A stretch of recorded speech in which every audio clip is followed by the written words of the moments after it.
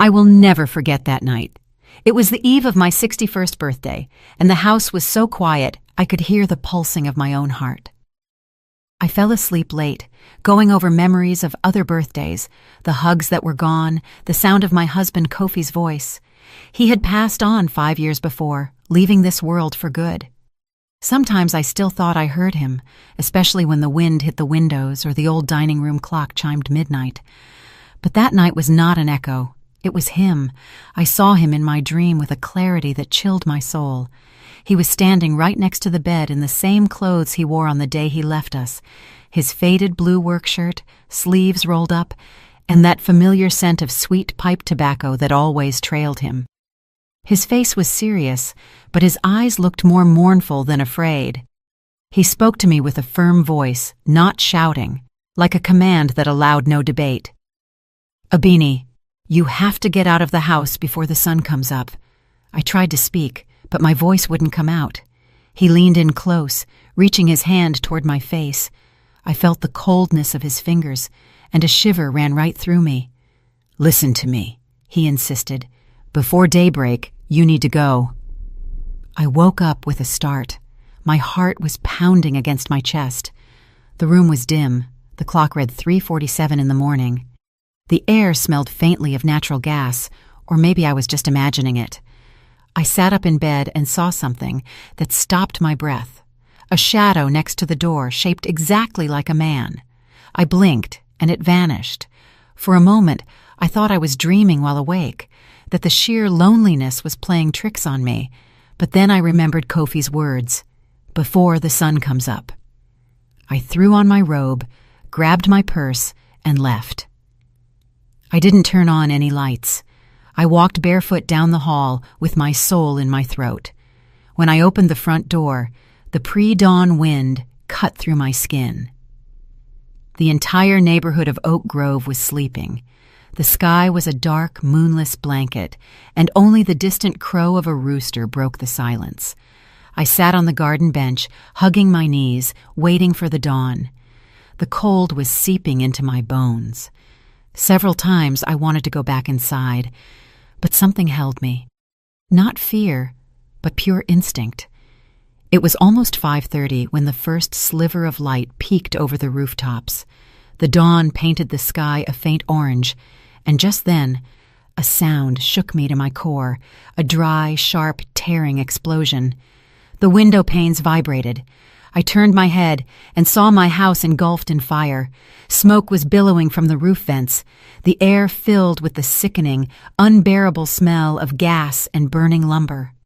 I ran, screaming my husband's name, even though I knew he wasn't there. The fire roared, devouring the place that had been my life for 30 years. Neighbors came rushing out, some carrying buckets of water, others calling the fire department. I could only stand paralyzed, watching the flames reflect in my tears. Ms. Etta May, my neighbor, grabbed my shoulders. "Abini, you're alive! Thank God you're alive!" I couldn't answer. My legs were shaking. The fire crackled as if it had a voice, as if it was calling my name again and again.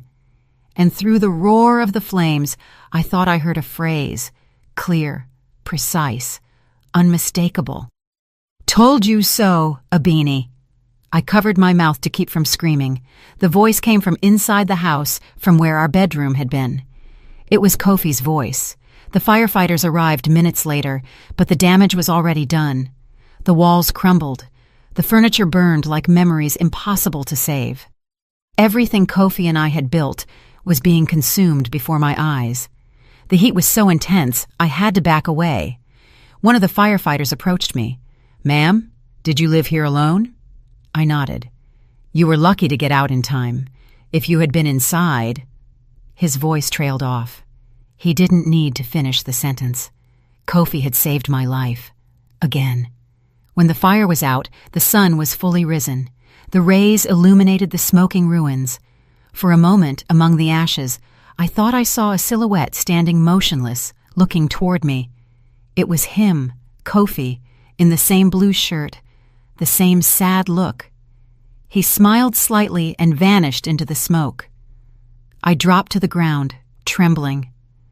I didn't cry yet. No, I just felt a deep hollowness, as if the last years of my life had been ripped away all at once. And while the firefighters worked, an idea began to grow in my mind. This hadn't been an accident. The fire started in the kitchen, but the gas doesn't just turn on by itself. I had checked everything before going to sleep, and I remembered something else. The afternoon before, my son, Amari, had stopped by the house with his wife, Zola, just to say hello. They had been in the kitchen. Amari said he wanted to fix an oven knob.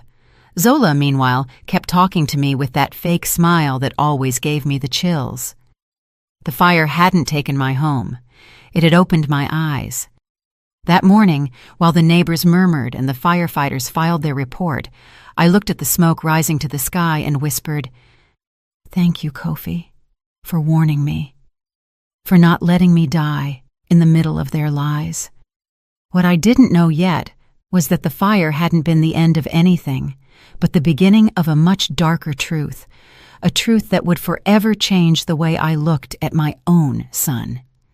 The smell of smoke didn't leave my hands for days. I could wash them over and over, but the scent of the disaster lingered, impregnated on my skin, in my memory, in every corner of my mind. I had lost the home where my children grew up, where I slept next to the love of my life, where every wall told a story.